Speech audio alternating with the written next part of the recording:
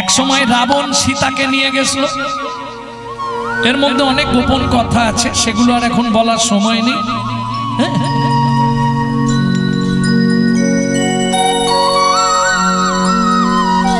অনেকগুলো ইউটিউব হচ্ছে না, সব যদি বেরিয়ে যায় তো মুশকিল হয়ে যাবে। এগুলো তো গোপন তথ্য নয়, এগুলো তো রামায়ণে নেই। এগুলো পড়তে গেলে আপনাকে বাল্মীকির জিস্ট পড়তে হবে। সবাই বলে, শুনেছি রাবণ নাকি সীতাকে হরণ করেছিল, বলে না বাবা? কথাটা প্রবাদ হয়ে আছে। আস্তে মায়েরা খুব মন দিয়ে শুনে নিন কথাটা, এটা মিথ্যে কথা। কি করে মিথ্যে? একদম আমি গ্যারান্টি দিয়ে বলছি এটা মিথ্যে কথা। কি করে বলছি? আপনাকে প্রমাণ দিয়ে দিচ্ছি আমি। এক সময় রাবণের আদেশ ছিল মন্ত্রীর কাছে, প্রজারা না কর দিতে পারলে তাদের আঙুল কেটে রুধির এনে রেখে দেবে। রাবণ বাড়ি ছিল না, ওই রুধির রাখা রুধির খেয়ে মন্দোদরী মনে মনে ভাবলেন আমি আত্মহত্যা করব। কিন্তু দুর্ভাগ্য বিষ মনে করে খেলো, আর ওই খেয়েই মন্দোদরীর গর্ভবতী হলো। রাবণ বাড়িতে নেই, এই যে স্বামী বাড়িতে নেই, স্ত্রী গর্ভবতী, লোকে তো কানাঘুষো করবে। তখন লোহার মুষল দিয়ে মেরে গর্ভটা পাত করালেন। মাটির মেজলা পর্যন্ত, গামলা মাটি, আপনারা কি বলেন ওটাকে? কেউ বলে ডাবা, কেউ বলে নাদা, কেউ বলে চারি, কেউ বলে মেজলা, মালসা, নানা বড়গুলোকে পয়া, এদেশে আমার পয়া। অনেকগুলো ভাষা শেখা গেল এইটার বিষয়। পয়া মাটির বড় বড় যে গামলাগুলো, না মাটির যে বড় বড় গামলা। যাই হোক, ওতে করে ওই পিণ্ডটা ভাসিয়ে দিল, মাংস পিণ্ডটা গর্ভপাত করে। ভাসতে ভাসতে গিয়ে জল সয়ে সয়ে ডুবে গেল। বসুন্ধরা দেবী বাচ্চাটাকে মানুষ করল। ভালো করে বুঝবেন, জনক রাজা হাল করছিল, তুলে দিল। তোমাদের দেশে তো হাল হয়, হালের ফালায় যদি কোনো বাচ্চা লাগে সে বাঁচবে? নাম কিনা হাল করতে করতে সেতুতে উঠে পড়েছে সীতা। বসুন্ধরা দেবী তুলে দিলেন জনক রাজাকে। জনক রাজার ঘরে মানুষ হলো। এইবার চলুন, তাহলে যদি মন্দোদরীর গর্ভজাত হয়, রাবণের কে হবে? বিচার আপনারা করুন। শুধু তাই নয়, প্রত্যেক দিন ইন্দ্রর বাগানে ছিল পারিজাত ফুলের গাছ। ওই পারিজাত ফুলের মালা তৈরি করে রাবণকে দিয়ে যেত, সীতার গলায় পরিয়ে চোখের জল দিয়ে সীতার চরণগুলোকে ধুয়ে দিয়ে রাবণ সীতার চরণ পুজো করত প্রত্যেক দিন। তার প্রধান সাক্ষী কে ছিল? বিভীষণের স্ত্রী সরমা দেবী। যখন বিভীষণ রাবণকে যাচ্ছে তাই করে বলছে, সরমা দেবী প্রতিবাদ করেছিল, বাইরে দেখে কারো বিচার করতে যেও না, আগে তার অন্তরটা দেখার চেষ্টা করো তুমি। সীতা বলছে, বাবা এটা কেন তুমি করলে? রাবণকে বলছে। রাবণ কাঁদতে কাঁদতে বলছে, মারে কৃমিন্দম মুনির অভিশাপ, যতদিন ভগবান রামচন্দ্রের চরণ ধুলি আমার এই রাক্ষস কুলের বাস্তুতে না পড়বে, ততদিন আমার এই রাক্ষস কুল উদ্ধার হবে না।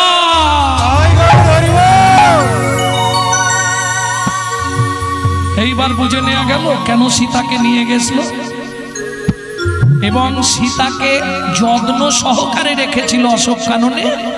তার দেখভাল করার জন্য বিভীষণের স্ত্রী সরমা দেবী সবসময় থাকত।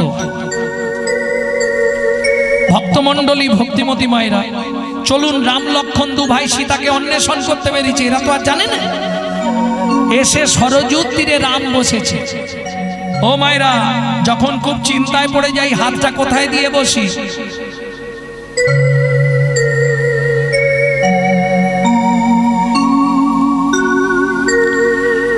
রামচন্দ্র সরযূ নদীর তীরে গাছের শিকড়ের ওপর বসেছে, চিবুকে ধনুক দিয়া বসিলেন রাম। বাল্মীকি রামায়ণ থেকে বলছি।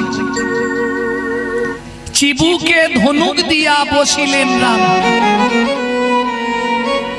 খানিকক্ষণ পরে লক্ষণ এসছে, গুরুজনের সামনে এলে গুরুজনকে একটা প্রণাম করতে হয়। লক্ষণ এসে রামকে প্রণাম করতে গিয়ে চমকে উঠেছে, দাদা কাজ ভাঙায় পা কেটেছ, আর নালে শামুকে তোমার পা কেটেছে, দেখি রক্ত গলগল করে বেরোচ্ছে। পাটা তুলে চোখের জল দিয়ে লক্ষণ পায়ের তলাটা ধুইয়ে দেখছে, এক ফোঁটাও নয়, কোথাও কাটেনি। রক্ত কোথা থেকে গড়িয়ে আসছে? ওমা, রামচন্দ্র যে ধনুকটা রেখেছে সেই ধনুকটা পড়েছে একটা ব্যাঙের পিঠের ওপর, আর ব্যাঙটার নাক দিয়ে মুখ দিয়ে গল গল করে রক্ত বেরিয়ে আসছে। শোনার সঙ্গে সঙ্গে রামচন্দ্র ধনুকটা ফেলে দিয়ে ব্যাঙটাকে কোলের মধ্যে তুলে নিয়েছে। ভে ও ভে, কি রে? ব্যাঙের দেখেছেন অঙ্গে 3টে দাগ, ওইটা রামচন্দ্রের হাত বোলানোর দাগ। আজও দেখতে পাবেন সোনা ব্যাঙের ওপরে ওই 3টে দাগ আছে না? রামধনুর মতো 3টে দাগ নেই? এই দাগটা হচ্ছে রামচন্দ্রের দেওয়া। দুজনকে তিনি রামচন্দ্র অবতারে দাগি আসামি করে দিলেন, ব্যাংকে আর কাঠবিড়ালিকে। সেটা আলাদা তত্ত্ব, সে আলোচনা করতে গেলে আজ আর কীর্তন হবে না। ভক্তমণ্ডলী, ভক্তিমতী মায়েরা, এইবার ব্যাংটাকে যখন হাত বুলাচ্ছে, ব্যাং তো খুব আরামে আছে বসে। রামচন্দ্র বলছে, এইবার আরাম খেলি তো, সত্যিটা বল, কি সত্যি? সাপে যখন তোকে ধরে তুই এত কান্না কাঁদিস, আমি যখন ধনুকটা রাখলাম একবারও আওয়াজ করলি না কেন? ভেগ বলছে, প্রভু গো, ও প্রভু গো, সাপে যখন আমায় ধরে, সাপে যখন আমায় ধরে, আমি তো তখন তোমাকে ডাকি, আমি তো তখন তোমাকে ডাকি। এখন তুমি বলো না প্রভু, তুমি বলো না প্রভু, তুমি মারলে আমি কাকে জানাবো? তুমি মারলে নিতাই গৌর হরি হরি হরিব, কাকে জানাবো? ও প্রভু তুমি মারলে আমি কাকে জানাবো? তুমি মারলে আমি কাকে জানাবো? আমায় বলো বলো, ও গো প্রভু। আস্তে একবার আওয়াজ করতে পারতিস যে ভগবান আমার লাগছে কি, তাহলে তো আমি বুঝতে পারতাম। ভেগ বলে, প্রভু যদি আওয়াজ করতাম সেদিনের আশা পূরণ হতো না, সেদিনের আশা পূরণ হতো না। রামচন্দ্র বলে, হ্যাঁ রে, এইটুকুনি কীট দেহ, তোর আবার সেদিনের আশা আর কি? প্রভু তুমি বলেছিলে তেতা যুগে দেখা হবে না, দেখা হবে না। মা লক্ষ্মী বলেছিল দেখাও হবে, প্রভু কোলেও নেবে, দেখাও হবে প্রভু কোলেও নেবে। এই দেখো তোমার সঙ্গে দেখাও হয়ে গেল, তোমার কোলেও উঠে পড়ল। তার মানে তুই সেই মনু বংশের রাজার ছেলে চন্দ্রকান্ত মনু, তুই ব্যাং হলে কি করে? ও ভগবান, সে অনেক কথা। আমার গুরুদেব ছিল কর্ণমণি, ওনার চরণ সেবা করতে করতে নোক লেগে গেছিল, ঘল ঘল করে পা দিয়ে রক্ত বেরিয়ে গেছে। তখন গুরুদেব রেগে গিয়ে বললে, মনু তুই আমার চরণ থেকে রক্ত স্খলন করলি, যা তুই ভেদ ভুলে জন্মাবি আর নাক দিয়ে মুখ দিয়ে রক্ত উঠে মরবি। ও ভগবান, তুমি তো সব বোঝো, বলো। আমার সেদিন কিন্তু কোনো দোষ ছিল না, কখন লেগে গেছে নিজেই বুঝতে পারিনি। গুরুদেব বিনা দোষে আমাকে অভিশাপ দিল। তখন আমি গুরুদেবের চরণে পড়লাম, পড়ে কান্না করলাম। গুরুদেব মাথায় হাত বুলিয়ে বললে, মনু গুরু বাক্য তো মিথ্যে হবে না, তুই ব্যাং হয়ে জন্মাবি, নাক দিয়ে মুখ দিয়ে রক্ত উঠে মরবি, তবে আমি একটা আশীর্বাদ করে দিচ্ছি, কি ভগবানের হাতে তোর মৃত্যু হবে, ভগবানের হাতে তোর মৃত্যু হবে। ও মনুরে তোকে আশীর্বাদ করলাম, ভগবানের হাতে তোর মৃত্যু হবে। মনুরে তোকে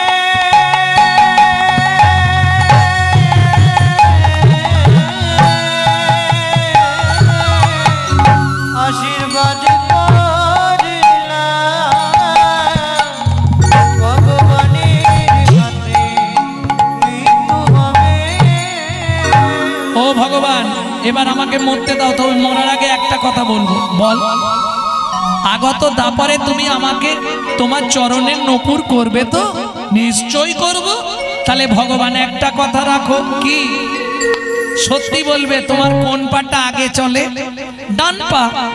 তাহলে শোনো না ভগবান, কি রে, আমার গুরুদেবকে তোমার ডান পায়ের নপুর করবে আর আমাকে তোমার বাঁ পায়ের নপুর করবে।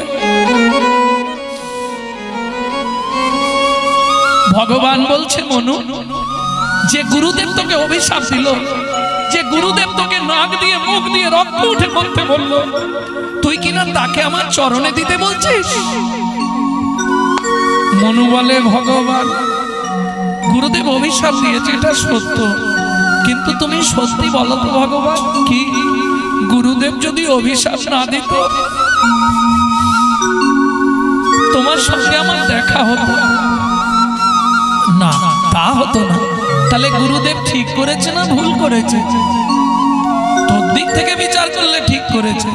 ও ভগবান, তার জন্য তুই গুরুদেবকে অন্য কিছু দিবি, আমার চরণের জায়গাটা তোর জায়গা তাকে দিয়ে দিবি? মনু বলে, ভগবান, তোমার বুদ্ধি নাই। কেন কেন বুদ্ধি নাই? শোন না, আমার বুদ্ধি নাই না। বলে, কেন?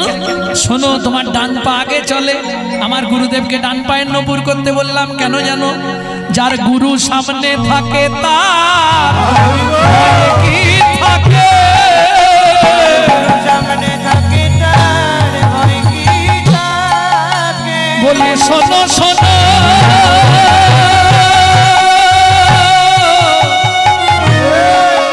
ও ভগবান,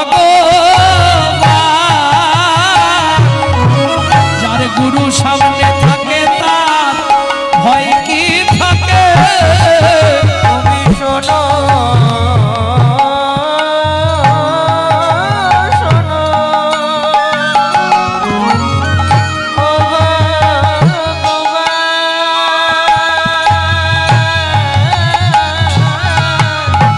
যার গুরু সামনে থাকে তার ভয় কি থাকে? বলি, গুরুর মতো দয়াল নাই গো, গুরুর মতো দয়াল নাই গো, আমার গুরু হলো প্রেম কল্পতরু। আমার গুরুর মতো দয়াল নাই গো। ও ভগবান, এবার আমায় মরতে দাও। ভগবান বলে, না রে ভেক, তোকে এখন আমি মানব দেহ দেব। কেন? শোন, এতক্ষণ তুই যা বলেছিস আমি শুনেছি, এবার আমি যা বলবো তুই শুনবি। এত বলি ভগবান ব্যাংকটাকে মানুষ করে দিল। মনু, এইবার চুপ করে দাঁড়া। মনু বলে, কেন? ভগবান গাছের শিকড় থেকে নিচে নেমে বসলেন রামচন্দ্র। মনু বলছে, ভগবান এটা কি করছো? আমি দাঁড়িয়ে থাকবো, তুমি আমার পায়ের নিচে বসবে? এটা কি করে হয়? অপরাধ হবে না? ভগবান বলছে, বললাম না এতক্ষণ তুই যা বলেছিস আমি শুনেছি, এবার আমি যা বলবো তুই শুনবি। বলো। এখন দাঁড়া মনু, তোকে একটা প্রণাম করি।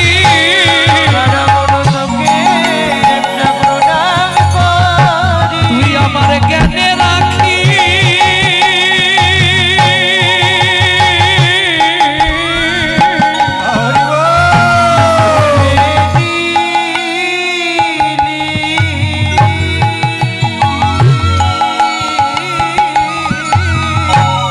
দানা মনো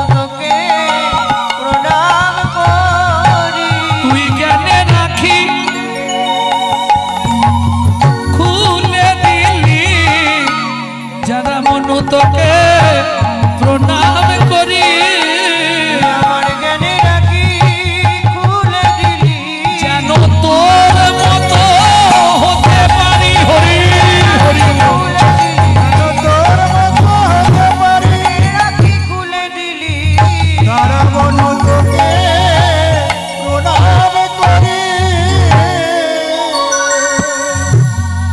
ভক্তমণ্ডলী ভক্তিমতী মায়েরা তাহলে অসার কলু সংসার সার হরি পদাম্বুজম ভগবান বললে মনু তুই চিন্তা করিস নে তুই যে সাধনা করেছিস তোকে শুধু দাপর যুগে নয় তোকে কলি যুগেও আমার চরণেই নিয়ে যাব সত্যি ভগবান হ্যাঁ রে তবে 24 বছর বয়সে আমি যেদিন সন্ন্যাসে যাব তোকে আমার পিয়ার কাছে দিয়ে যাব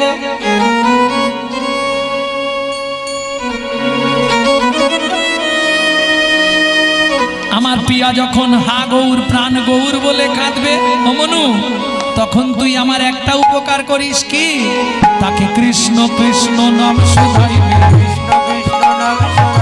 কৃষ্ণ কৃষ্ণ নাম শোধাইবে কৃষ্ণ কৃষ্ণ নাম শোধাইবে যেন গৌর বলে কাঁদে না রে কৃষ্ণ কৃষ্ণ নাম শোধাইবে গৌর বলে কাঁদে না রে কৃষ্ণ কৃষ্ণ নাম শোধাইবে বুঝে নেওয়া গেল তাহলে সময় থাকতে ফিরে যাই ভালো আজু মাঠে আমাদেরও বিলম্ব দেখিয়া আজু মাঠে আমাদেরও বিলম্ব দেখিয়া আরে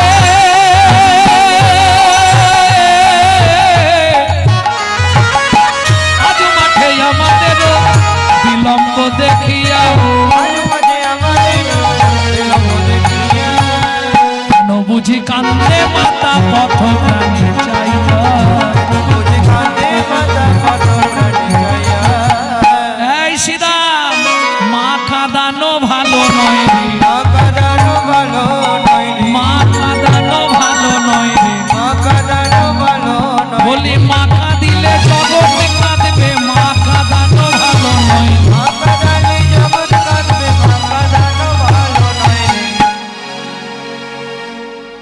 এখন তো সংসারে অশান্তি এই নিয়েই বেশি কি বলি? তাই তো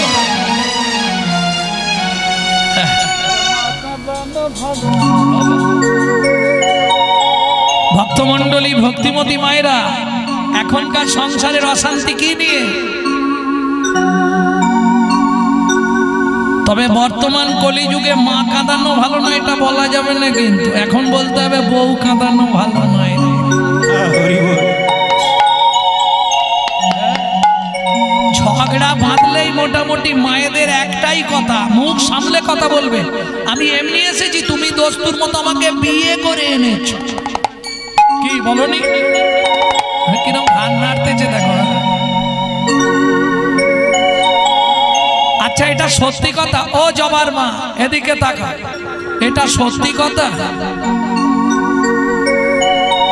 সত্যি কি পুরুষ নারীকে বিয়ে করে না নারী পুরুষকে বিয়ে করে কোনটা প্রমাণ করে দেবো এই দেখেন পুরুষ বিয়ে করতে যায় এটা সত্যি একদম গিলে করা ধুতি পাঞ্জাবি পরে আর মাথায় একটা কি লাগায় বলুন মোটু টপুর টপুর পায়ের নাকড়া জুতো কি গিলে করা ধুতি পাঞ্জাবি আস্তে টুপুরের একদম টপ লেভেলে একটা ঝ্যাঁটার কাটিল থাকে না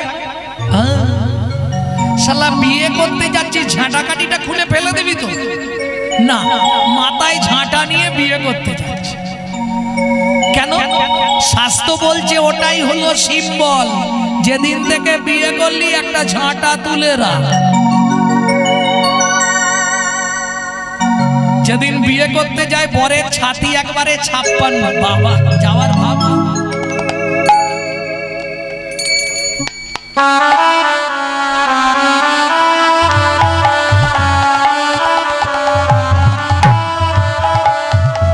আর একবারে মেয়েরা তো বর এসে গেছে বললে একবার হয় কি যে যে একদম হুড়ু জুড়ে বাবা ওরে বর এসেছে রে বর আস্তে এ পার্টি গিয়ে চুপচাপ যেখানটায় দাঁড়া ওটাকে আপনাদের দেশে কি বলে ছাদ না তলা তোমরা কি বলো ওইখানটায় গিয়ে গো বেচারার মতো চুপ করে দাঁড়িয়ে। এইবার মেয়েটা লোকের কোলে করে পিঁড়ির মধ্যে বসে এলো, পান পাতা চাপা দিয়ে এসে কবার ঘরে তোমাদের দিকে 7 বার কে ঘরে মেয়েটা। এইবার পান পাতা খুলে আগে মুখ দেখে কেটা মেয়েটা, মালা বদলের সময় কে আগে মালা দেয় মেয়েটা, হাত বাঁধার সময় কার হাত আগে দেয় মেয়েটা, খই পোড়ানোর সময় কে আগে আগে যায় মেয়েটা। তাহলে বিয়ে করলো কেটা? কি গো, আমার প্রশ্নটা নয়, প্রশ্ন হচ্ছে 3 বার ঘুরলে হবে না, 7 বারই ঘুরতে হবে কি? এক্ষুনি মায়েরা বলবে তুমি কি জানবে 7 পাকে বাঁধা। কি বেঁধেছ? সত্যি বলো, কিছু বাঁধতে পেরেছো? কি কি 7টা পাক কেন? আরে হালকা মেয়ে হলে তবু ঠিক আছে, যেগুলো ভারী ভারী মেয়ে যারা ঘোরায় তারা বুঝতে পারে। 7টা পাক কিসের জন্য মায়েরা জানেননি, এটা জেনে নিন। 7টা পাক কেন দেওয়া হয় ওই দিন ভালো করে বুঝে নিন, পুরুষরাও শুনে নাও। তোমরা ভাবো বিয়ে করেছি মানে বউ, না। একটা টাইম 3 ঘন্টা তোমার বউ, বাকি টাইম তোমার বউ নয়। 24 ঘন্টায় 8টা কাল, একটা কাল নারীর নিজের জন্য স্বাধীন, বাকি 7টা কাল স্বামীর কাছে 7 রকম ভাবে পরিচারিকা, যার জন্য 7 পাক। বুঝে নাও 7টা পাক কি কি বলে দিচ্ছি। সোহাগে ভগিনী রমণে রমণী, গানে গানে রামাত্রি জননী, অন্নপূর্ণা গৃহলক্ষ্মী, আশীর্বাদী বা কিঙ্করী, তাই তো 7টা পাক মারি। বুঝতে পেরেছো না? মাথার উপর দিয়ে গেছে। সোহাগে ভগিনী বোন, রমণে বউ রমণী, ধ্যানে জননী, যখন ভাত খেতে দেবে অন্নপূর্ণা, যখন সন্ধ্যাবেলায় তুলসী তলায় পু, তখন গৃহলক্ষ্মী, যখন রাত্রিবেলায় স্বামীর পায়ে তেল দেবে তখন দাসী, এখন উল্টে গেছে মাসি।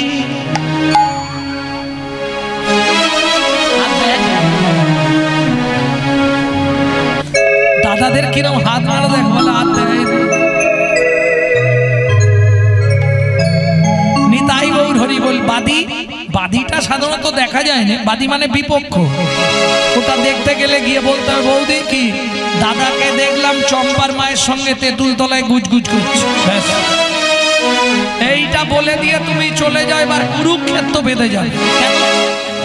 আর এটা নারীদের দোষ নয়, এটা কোথা থেকে এসছে হাসবে পরে, এটা এসছে গোলক বৃন্দাবন থেকে, রাধারানীর কাছ থেকে। যে সময় গোবিন্দ বিরজার কুঞ্জে গেছিল, সখী গিয়ে বলেছে ওই রাধারানীর যে প্রতিহিংসাটা নারীদের মধ্যে চলে এসছে। ভেঙে আর বললাম না, বলতে গেলে অনেকটা তত্ত্ব। প্রেম সে বলো চৈতন্য মহাপ্রভু কি। তাহলে মায়েরা বুঝে গেলে 7টা পাক কেন দেওয়া হয়। এটা বাহ্যিক তত্ত্ব বললাম, এবার ভেতর তত্ত্বটা বলবো। কিরকম নারীর চরিত্র অতি সে কঠিন, বুঝিবে বলো তাই, বুঝিতে অবধি নারী লেগ বিধি, 7 দিনে গড়িল যায়। কান খুলে শোনো, একটা পুরুষ সৃষ্টি করতে বিধাতার সময় লেগেছিল 1 দিন 1 রাত। একটা নারী সৃষ্টি করতে বিধাতার সময় লেগেছিল 7 দিন 7 রাত। যতবার তৈরি করে ততবার নারী ভেঙে পড়ে, তারপরে ব্রহ্মা সান্দিত ধরে বসে বসে চিন্তা করে তৈরি করে। বুঝে নেওয়া গেল না? হ্যাঁ, 7এর তত্ত্বে নারী সৃষ্টি হলো। 7এর তত্ত্ব কি ছোটবেলায় পড়নি? 1 চন্দ্র 2 পক্ষ, 7 কি 7টা সমুদ্র কি কি, ব্যাস। লবণ, ইক্ষু, সুরা, সুরপি, দধি, দুগ্ধ, জল। 7 সমুদ্র থেকে 7 কলসি জল নিল, একটা নারীর মধ্যে দিল, তবে নারী সৃষ্টি হলো। বুঝে নিয়েছো? সাতের তত্ত্বে নারী সৃষ্টি, তাই তো 7 পাক দিতে হয়, তাই তো বিয়ের রাত্রিতে নারীর কাঁখে ভর্তি কলসি দেওয়া হয়। ভর্তি কলসি দেওয়া হয়। কি তোমাদের এদিকে দেয় না? কলসি একটা ভর্তি করে দেয় না? হ্যাঁ, দিতেই হবে, নাহলে ব্যয় হবে। তাহলে বুঝে নিলেন। এইবার পুরুষরা তোমরা আজ থেকে মোটামুটি বুঝে নাও ভালো করে। 7 কলসি জল একটা নারীর মধ্যে আছে। ও যখনই কোনো কেসে হেরে যাবে আর জিততে না পারবে, ও জল ঢালতে শুরু করে দেবে। ওর একটাই অস্ত্র নারীর, জল ঢেলে দেবে। আমি বুঝেছি তুই কেঁদে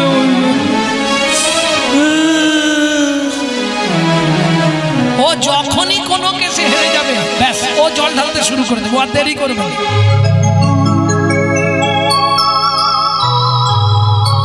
ভক্তমণ্ডলী, ভক্তিমতী মায়েরা, এটা বুঝলেই হয়ে যাবে।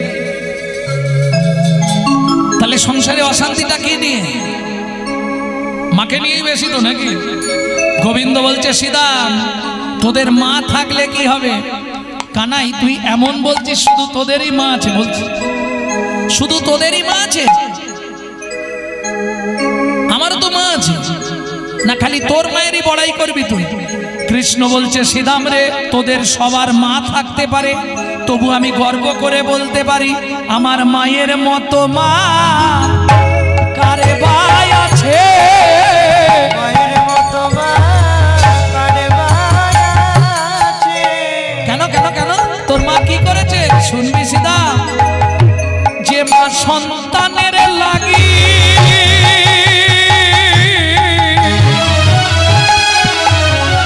নিজের স্তনে বেচে, আমার মায়ের মতো মা কারে ভাই আছে?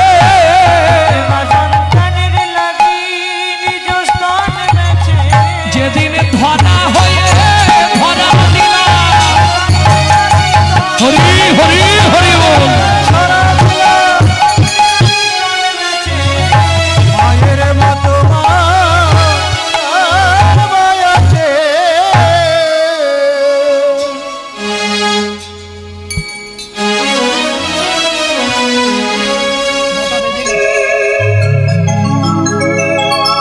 ভক্তমণ্ডলী, ভক্তিমতী মায়েরা,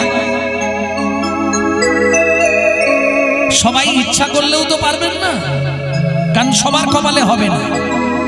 সবার কপালে কি সব হবে? এই যে আপনারা আসনটিতে বসে হরিনাম শুনছেন, ও জবার মা, এই যে আসনটায় বসে হরিনাম শুনছেন, এটা কিসের ফল? পূর্ব পূর্ব জন্মের যদি 1 লব সুকৃতি রয়, তবে তার ভাগ্যে 1 রাত্রি হরিনাম হয়। সবার কপালে হবে না। গ্রামের সব লোক এসেছে, গ্রামের সব লোক আসতে পারেনি কেন?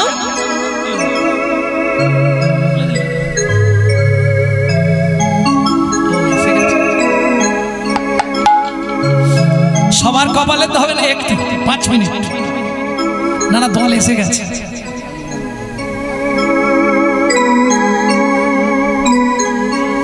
দল এসে গেছে।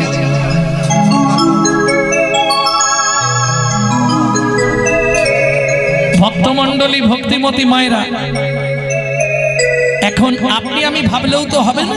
এই যে কমিটি, ধরুন সত্যি কথা বলতে আমাকে যেখান থেকে আসতে হয়, হাওড়া থেকে 20টা স্টেশন দূরে আমার বাড়ি, হাওড়া থেকে 20টা স্টেশন, অতএব রীতিমতো নিচ্ছি এদের থেকে কম নয়, অনেকটাই দূর।